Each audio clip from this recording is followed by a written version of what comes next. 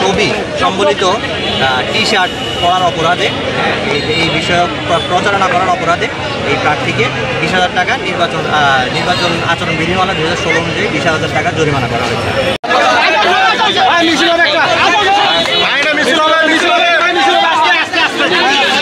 আমরা নির্বাচনের এই বিধিমালা মেনে নির্বাচনটি করতেছে। আমরা আইনের প্রতি শ্রদ্ধাশীল। এটি আমাদের যারা কর্মী সমর্থক শুভানুধ্যায়ী শুভাকাঙ্ক্ষী যারা আজকের এই সমাবেশে উপস্থিত হয়েছেন তারা স্বেচ্ছায় নিজেরাই এই টি শার্টটি বানিয়ে আজকের এই সমাবেশে এসেছেন। সেই কারণে আসলে এখানে নির্বাচন কমিশনে যারা দায়িত্ব রয়েছেন তারা তাদের আইনের দিক থেকে তারা তাদের ব্যবস্থা নিয়েছেন, জরিমানা করেছেন। আমরা সেটি জরিমানা পরিশোধ করে দিয়েছি। প্রার্থীর ছবি সম্বলিত টি শার্ট পরার অপরাধে এই বিষয়ক প্রচারণা করার অপরাধে এই প্রার্থীকে 20,000 টাকা নির্বাচন আচরণ বিধিমালা 2016 অনুযায়ী 20,000 টাকা জরিমানা করা হয়েছে। টি শার্ট পরার কারণে? হ্যাঁ, টি শার্ট পরার কারণে।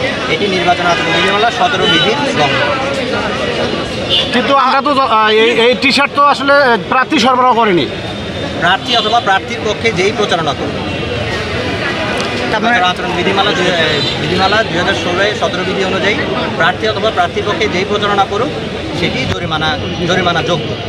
টি শার্ট বা এই ধরনের ব্যবহার করা যাবে না, এই ধরনের ব্যবহার করা যাবে না স্যার। টি শার্ট, ফতুয়া, জ্যাকেট এই ধরনের কোনো কিছু ব্যবহার করা চাচ্ছিলাম স্যার। প্লিজ নাম দিন স্যার।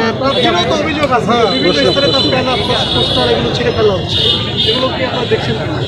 দিতে পারে, আমি জিজ্ঞাসা করছি।